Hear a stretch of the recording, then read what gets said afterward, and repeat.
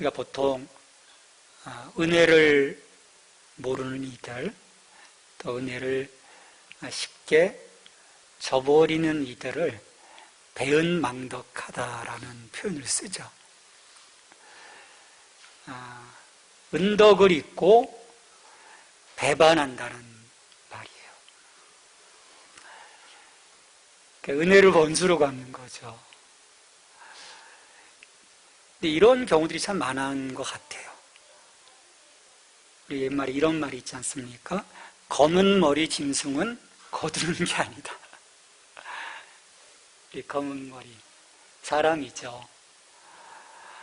얼마나 많았으면 은혜를 쉽게 저버리고 배신하는 일들이 얼마나 많았으면 이런 표현을 썼을까라는 생각을 해봐요. 아마 우리 지체들도 작건 크건 이런 경험들이 있으실 것 같아요. 내가 사랑을 줬는데, 내가 정말 도움을 줬는데, 은혜를 줬는데 탁 입 닫고 돌아서는, 참 그때의 그 마음이 아프죠. 왜 사람들은 은혜를 쉽게 잊어버릴까? 또 잊는 것뿐만 아니라 그냥 잊어버렸으면 또 괜찮은데 마음을 또 이렇게 힘들게 하는 경우들이 참 많은 것 같아요. 우리가 은혜를 잊지 않고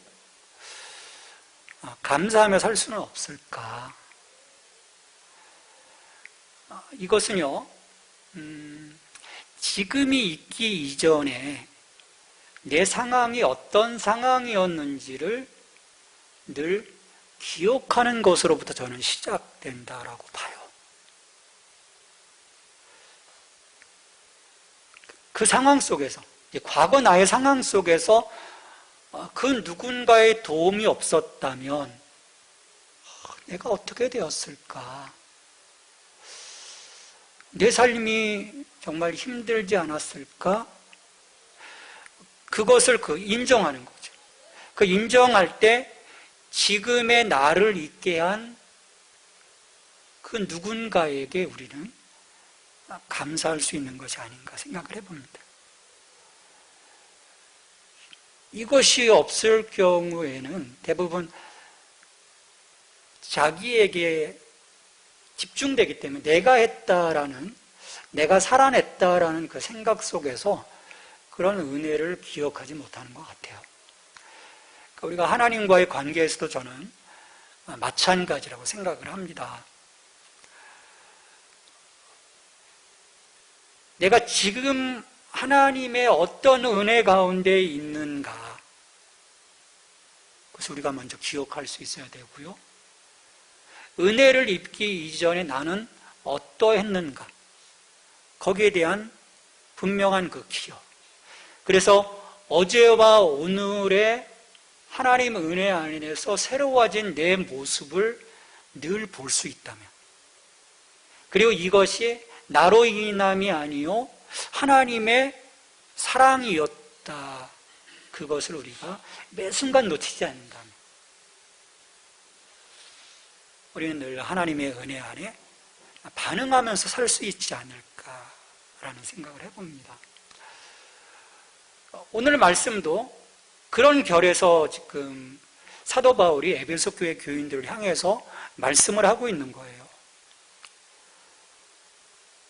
5장 8절 말씀을 보면 너희가 전에는 어둠이었다라고 얘기를 합니다.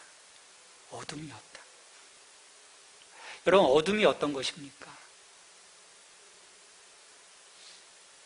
내 삶이 앞이 보이지 않는 그런 상황인 것이죠. 또 영적으로 실은 죽어있는 그런 상황들을 우리는 어둠이라고 표현을 해요. 여러분, 정말 어둠 속에 혹시 갇혀보신 적이 있나요? 빛 하나 없는 두려움과 공포가 순식간에 밀려오거든요. 섬뜩합니다. 그 공포와 두려움과 섬뜩함이 자리 잡고 있었던 그 삶에서 하나님이 건져주셨다라고 하는 말씀인 거죠. 근데 사람들은요, 과거 내가 어둠이었다는 것을 사실은 인정하기 쉽지 않아요. 그것을 인정했을 때 그 어둠을 꿰뚫고 들어오신 예수 그리스도를 볼 수 있는데 실은 이게 어렵죠. 근데 인정하기 시작하면 그런 어둠 가운데 다가오셔서 나를 새롭게 하시는 그 하나님과 예수 그리스도의 그 사랑 앞에 우리가 설 수 있다면 우리는 이 마음 자체가 주님을 향해서 진솔하게 감사하기 시작하는 거죠. 그렇게 되면 그러면 그런 나를 새롭게 하신 하나님의 은혜 앞에 나는 전에는 어둠이었는데 이 빛의 자녀로 삼아주신 나의 삶은 그러면 어떤 모습으로 하나님 앞에 응답하고 그 삶을 살아갈까라고 하는 그런 생각들을 갖게 되는 것입니다. 그래서 우리의 그 삶의 그 거룩해져가는 과정은요, 성장 속에서 내가 하나님의 은혜에 반응하기 시작하면 실은 어려운 부분이 아닌 거예요. 자연스럽게 이루어집니다. 아이들의 변화와 똑같아요. 엄마와 아빠의 사랑과 그 사랑 앞에 아이들이 내가 어떻게 해야 될까라는 자기 삶에 대한 책임을 갖기 시작하면요, 그 생활의 모습들이 실은 달라지기 시작하거든요. 그 모습과 저는 같다고 생각을 해요. 과거 우리는 어둠이었습니다. 우리는 지금 빛 가운데 있죠. 우리가 해낼 수 없는 것, 하나님께서 해주셨기에 가능한 거죠. 그래서 성경은요, 계속 우리에게 요구하시는 거예요. 야, 너는 이제는 어둠이 아니다. 빛이다. 그러면 빛의 자녀로서 걸맞은 삶을 살아가라. 계속 요청하고 계시는 거죠. 오늘 말씀에서도 바로 그 빛의 자녀들처럼 너희들이 행하라라고 말씀을 해요. 지금은 그리스도 안에서 너희는 빛이야. 빛의 자녀야. 그럼 빛의 자녀로서 어떻게 너희들이 생활할 수 있겠니? 그 모습을 내게 보여다오 라고 아버지께서 말씀을 하시는 것입니다. 여기서 빛의 자녀들처럼 행하라고 말씀하셨는데 빛인 척하라는 게 아니에요. 너희의 본질 자체가 이제는 예수 그리스도 안에서 빛이라고 하는 것입니다. 여기서 우리가 분명히 해야 될 것이 있어요. 내가 빛이 아닙니다. 주 안에서 빛이라고 말씀해요. 그건 뭐냐면 그리스도와의 관계 안에서 빛이신 그분 때문에 내가 그분의 그 빛으로 말미암아 세상 가운데 빛이 될 수 있는 것이죠. 그리스도와의 관계 안에서입니다. 그래서 더는 어둠이 아니라는 거예요. 그럼 빛의 자녀로서 살아간다는 것이 뭘까요? 빛의 자녀로서의 행함은 결국 열매로 나타나야 거기에 저는 진정성이 있는 것이라고 이야기를 할 수 있어요. 그렇게 봐요. 오늘 성경에서도요, 어둠은 열매가 없다고 했습니다. 악함과 다른 그 세상적인 것들이 다 맺혀지는 건데 성경에서 그 열매로 취급을 안 하는 거예요. 그건 열매가 아니라는 거예요. 죄의 모습일 뿐이지 하나님의 말씀하시는 것은 참 열매를 말씀하는 거예요. 어떤 열매인가? 오늘 9절에서 빛의 열매를 말씀하는데요, 저는 이 말씀을 묵상하면서 굉장한 것을 발견했어요. 우리가 하나님의 자녀로서, 빛의 자녀로서의 삶을 살아가며 드러나는 이 열매는 관계 안에서 이루어지는 거구나. 누구와의 관계냐면 삼위일체 하나님 그리고 예수 그리스도와 성령님 안에서 내가 온전한 그 관계 안에 있을 때 자연스럽게 드러나는 것임을 보게 돼요. 자, 착함과 의로움과 진실함이라고 했어요. 착함은 선함입니다. 이 선함은 하나님의 성품 가운데 한 가지예요. 우리 이 선함을 우리는 관용이라고 이야기할 수 있습니다. 하나님께서 우리를 너그럽게 받아들이거나 용서하지 않으셨다면 우리는 어찌 되었을까? 오늘 우리가 하나님의 선하심 안에서 살아가듯이 우리도 우리의 하나님의 선하심으로 다른 사람들을 향하여 그 선함의 모습, 그 관용을 가지고 우리가 살아갈 수 있다면 우리 안에 이 착함의 열매, 그 하나님의 그 성품 가운데 중요한 선함의 이 열매가 우리 속에 드러나는 것이죠. 근데요, 죄가 무서운 것은요, 죄는 사람으로 하여금 자기만 바라보게 해요. 다른 사람을 향해서 관용을 베푸는 것이 아니라 자기에게만 관용을 베풀어요. 요즘 많이 회자되는 내로남불의 모습과 똑같습니다. 다른 사람들을 향하여 무언가를 해주고 싶어하는 마음이 없는 거죠. 죄 가운데 있으면. 또 사람들에게 도움을 주려고 하는 그런 일에 크게 실은 관심을 기울이지 않습니다. 철저하게 자기중심적인 거죠. 이기적인 거죠.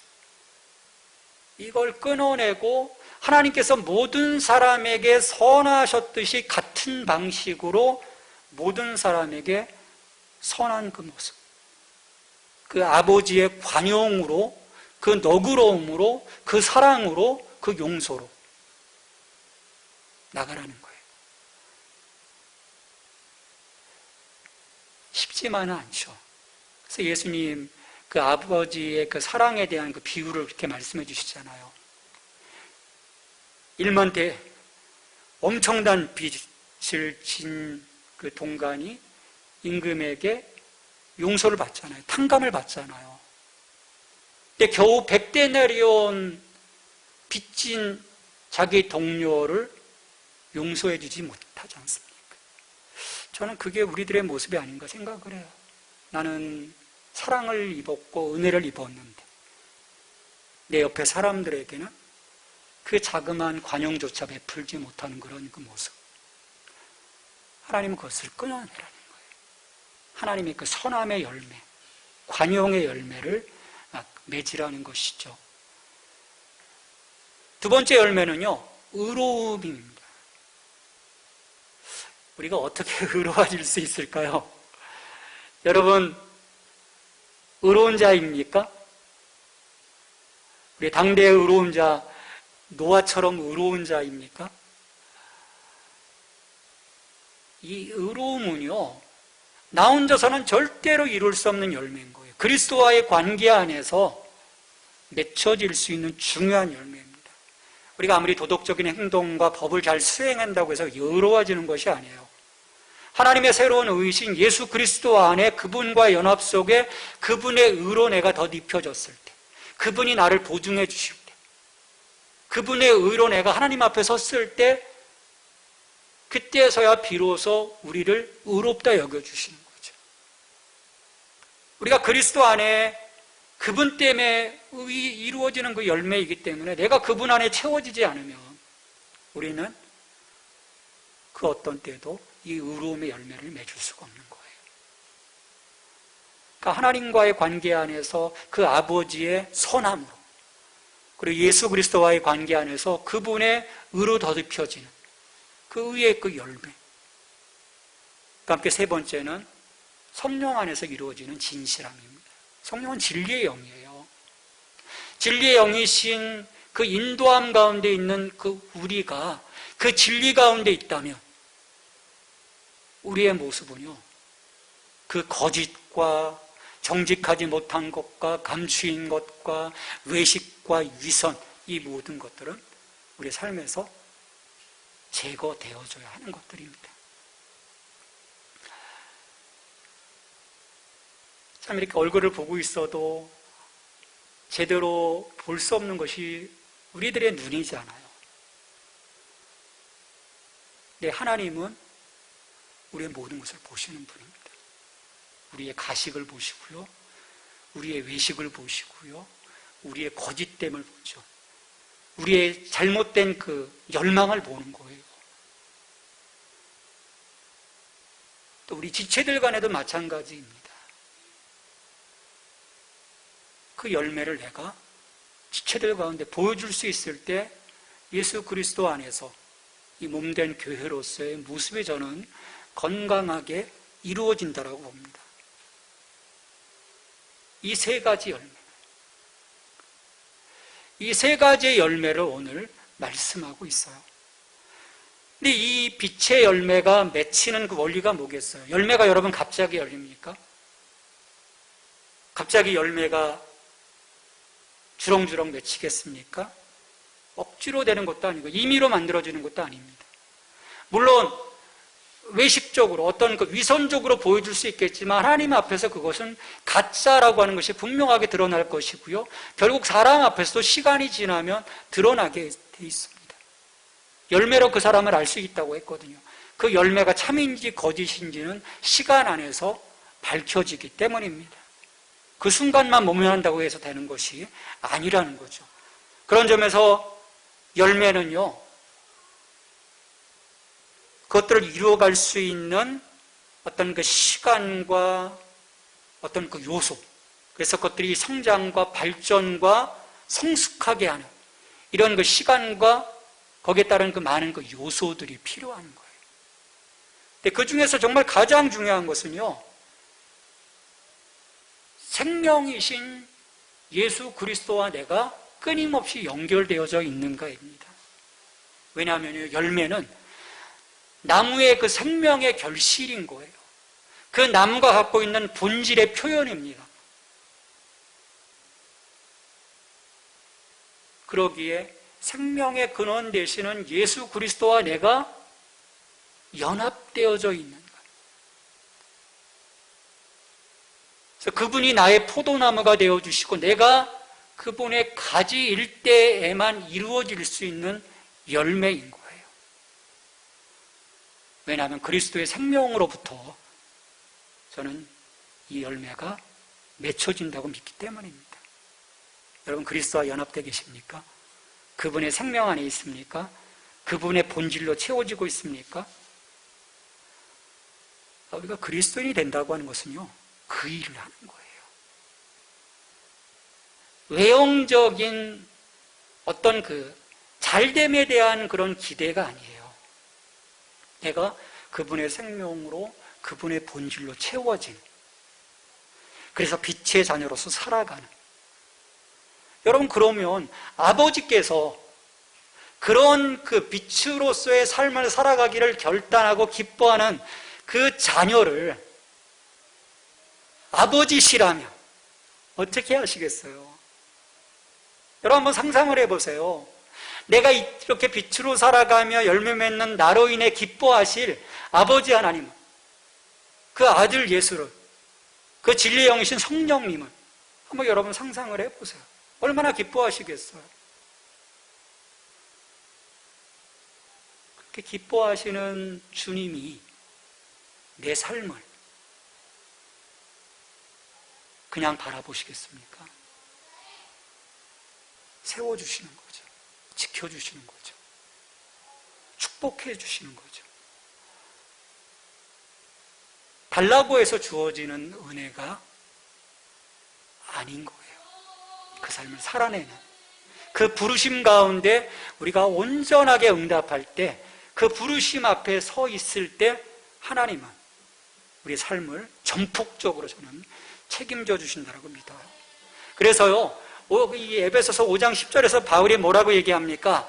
주를 기쁘시게 할 것이 무엇인가 시험하여 보라.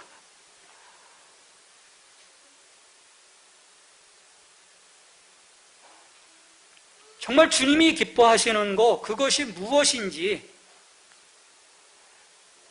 좀 생각해 보라는 거예요. 되게 사람들은요, 다 타자의 기쁨을 위해서 살아가지 않아요. 내 기쁨을 위해서 살아가요. 아니, 나는 기분 나쁜데 타자의 기쁨 생각할 틈이 어디 있겠습니까? 근데 빛의 자녀, 그리스도인은 그 우선순위가 다르다고 하는 거죠. 내 기쁨이 아니라 아버지의 그 기쁨, 그것이 우선되어야 한다라는 거예요. 여러분, 왜 그렇습니까? 앞전에서 얘기해 준 그 원리인 거예요. 아, 내가 아버지께 빚을 졌다. 어둠이었던 나, 이제는 빛의 자녀로 삼아주신 아버지. 이걸 알면 하나님의 그 기쁨이 우선되어지는 거기에 우리가 초점을 맞출 수 있다라고 바울은 얘기하는 것입니다.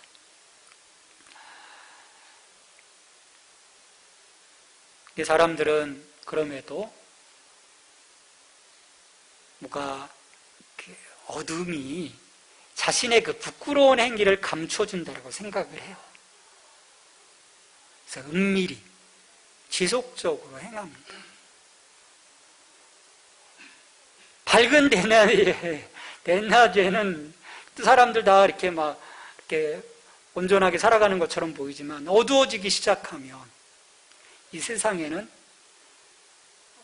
죄가 만연하기 시작하죠. 볼 수 없다라고 생각을 하는 거예요. 그렇지만 하나님 앞에서는 그것이 반드시 드러난다. 그래서 5장 11절에서 뭐라고 말씀합니까? 너희는 열매 없는 어둠의 일에 참여하지 말고,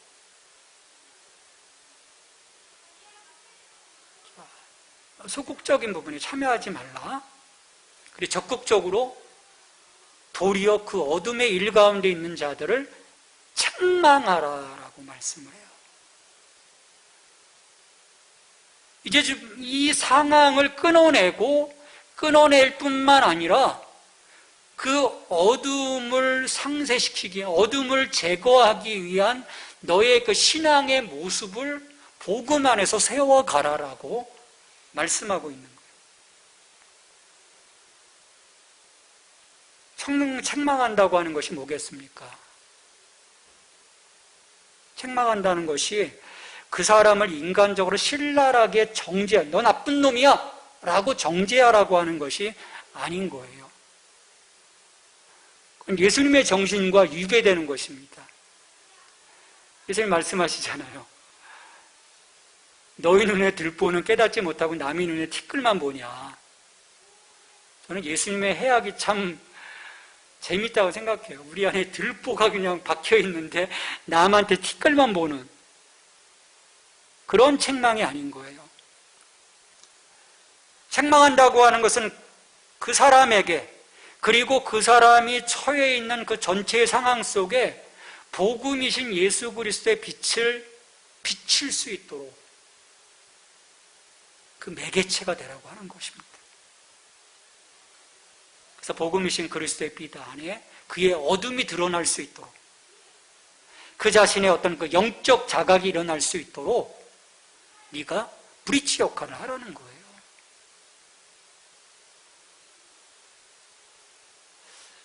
우리는 참 타자의 일에 또 잘 끼어들지 않으려고 합니다. 현대인들의 미덕이죠. 저 사람이 재짓건 말건, 그래 내 일만 잘하자. 아니에요. 이건 속는 것입니다. 내 안에 계신 이 예수 그리스도의 그 빛이 이 사람에게, 이 어둠에게 비치도록 권면하라는 거예요. 강권하라는 거예요.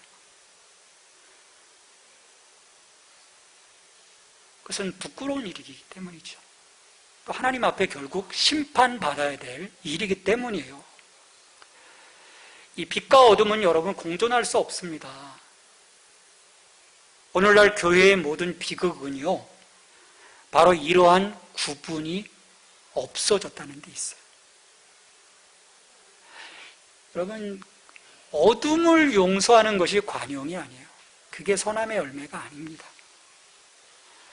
이 자기가 빛인지 어둠인지 확실하게 알지 못하면 우리가 어떻게 빛된 사람들에게 선포되어지는 이 말씀에 귀를 기울일 수 있겠습니까?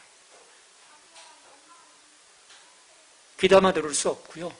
점점 더 하나님으로부터 멀어지는 거죠.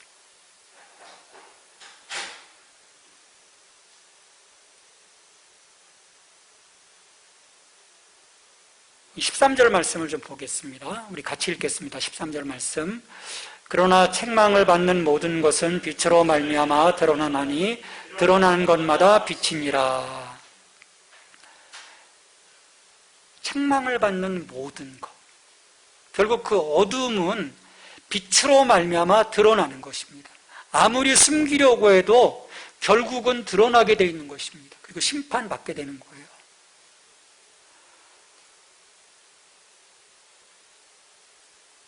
근데 요즘 현실에 어떤 펼쳐지는 것들을 보면 이것을 끝까지 인정하지 않으려고 해요. 어떤 그 일반적인 경향은요, 행실의 문제를 전부 어떤 자라난 환경, 유전 등과 같은 차원에서 설명하려고 합니다. 저 사람의 어떤 가정, 내력, 정신별력, 다양한 어떤 그 심리적이고 환경적이고 심지어 막 어떤 유전적인 저 DNA상의 문제가 있어. 어떤 그 사이코패스적인 게 그 안에 흘러가고 있어. 그런 식으로 다 표현을 하는 거예요. 그러니까 인간 안에 있는 이 악의 원리를 인정하려고 하지 않습니다. 여러분 왜 그럴까요? 바로 그 악의 원리가 그들의 모든 판단력을 손상시켰기 때문이라고 저는 봐요. 악을 악으로, 죄를 죄로 보지 않습니다. 그래서 그 안에 악을 향한 성향이 있지만 그들은 그러한 사실을 시인하지 않고요, 다른 그럴싸한 것들로 계속 풀어내려고 하는 거예요. 그래서 뉴스 볼 때마다 정말 그 마음 아픈 것들이 저는 이거라고 생각을 해요. 사람을 죽여놓고도 대표적으로 핑계대는 게 뭡니까? 심신미약이에요. 심신미약.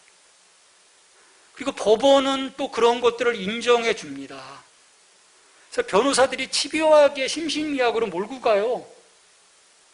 이것은 죄가 죄로 판결되지 않는 비극이에요. 계속해서 이 상황들을 지속해가는 양, 이런 그 비극은 우리 안에 끊임없이 발생할 것입니다. 근데 우리가 그리스도인이 되는 그 순간에 자신 안에 이 엄청난 전투와 싸움이 벌어지고 있는 것을 깨닫게 되는 거죠. 성령님의 그 조명하심을 통해서 그런 나를 보게 되는 거예요. 오호라 나는 곤고한 자로다. 그 바울의 고백처럼 자기 자신을 보게 되고요. 그 자기 속에 싸우고 있는 이러한 세력들을 깨닫게 되면서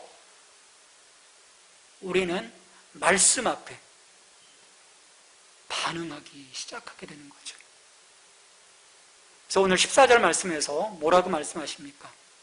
우리 14절 말씀 같이 읽겠습니다. 그러므로 이르시기를 잠자는 자여 깨어서 죽은 자들 가운데서 일어나라.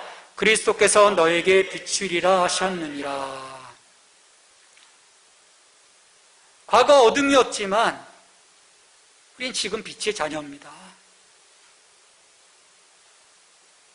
이 삶을 우리가 지속적으로 살아내고 있는가? 아니면 여전히 전과 이제를 넘나들고 있지는 않는지. 오늘 말씀은 이 반복적인 삶을 살아가고 있다면 그 패턴을 끊어내라고 하는 것입니다.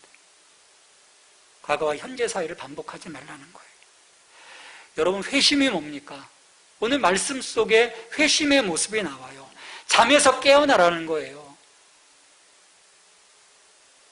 잠에서 깨어나라. 그 어둠의 지배 가운데 있었던 그 잠에서 깨어나라는 거예요.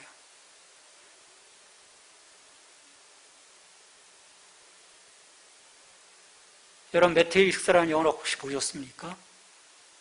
가상세계 속에 속고 살아가고 있었거든요. 근데 어느 날 깨어나는 거예요.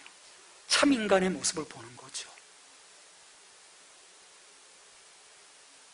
우린 잠에서 깨어나야 합니다.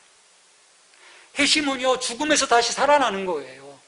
어둠에서 생명으로, 어둠에서 그리스도의 빛으로 나오는 것. 이게 회심입니다. 그 결과 우리는 새로운 삶을 살아가게 되는 거고요. 그 삶의 부르심 앞에 우리가 응답함으로써 우리는 빛의 자녀로서 착함과 의로움과 진실함으로 살아가게 되는 거예요. 그게 은혜 앞에 서 있는 것입니다. 그렇지 못하면 배은망덕한 것이죠. 여러분, 물과 성령으로 거듭나셨습니까? 여러분은 더 이상 어둠이 아닙니다. 우리는 빛입니다. 그리스도인은요, 자기가 자기의 마음에 빛을 가진 것을 보여주는 사람이에요. 여러분 안에 빛이 있습니다. 그 빛이 뭡니까? 바로 우리의 빛이신 그리스도이십니다. 우리는 세상의 빛으로서 내 안에 비치신 예수 그리스도를 증거하는 자입니다. 그러니 우리 안에 어떻게 이 비치신 예수 그리스도를 모시고 있는데 어둠이 드리워질 수 있겠어요? 이렇게 빛의 자녀로 서 있는 우리를 하나님은 기뻐하실 것입니다. 그리고 이 은혜 앞에 온전히 응답하는 우리들의 삶이라고 저는 믿어요. 오늘 우리를 빛의 자녀로 세워주셨습니다. 빛의 자녀답게 열매를 맺는 저와 여러분이 될 수 있기를 주님의 이름으로 축원합니다. 우리 같이 기도하십시다. 기도할 때 주님, 우리 안에 빛의 열매가 있도록 도와주시옵소서. 어둠은 열매가 없다고 했는데 착함과 의로움과 진실함의 열매가 있게 하시고 우리를 통해서 빛이신 예수 그리스도가 흘러가 어둠 속에 있는 많은 자들이 빛 가운데로 돌아올 수 있도록 우리를 축복의 통로로 사용해 주시옵소서. 우리 같이 기도하십시다. 하나님, 우리가 과거에는 어둠이었습니다. 어둠이었지만 그러나 우리를 빛 가운데로 불러주셨습니다. 우리가 빛의 자녀답게 주님 빛의 열매를 맺어갈 수 있는 저희들이 될 수 있도록 도와주시옵소서. 선함과 의로움과 진실함으로 서게 하여 주시옵소서. 주님 이제는 더 이상 잠자지 않게 하시옵소서. 깨어서 죽은 자들 가운데서 일어나게 하여 주시옵소서. 그리스도께서 우리에게 빛을 비춰주셨습니다. 이 땅 가운데 나가 빛으로 살아가게 하시고 빛이신 예수 그리스도를 드러낼 수 있는 하나님 생명의 통로가 되게 하시고 축복의 통로가 되게 하여 주시옵소서. 주님 주시옵소서.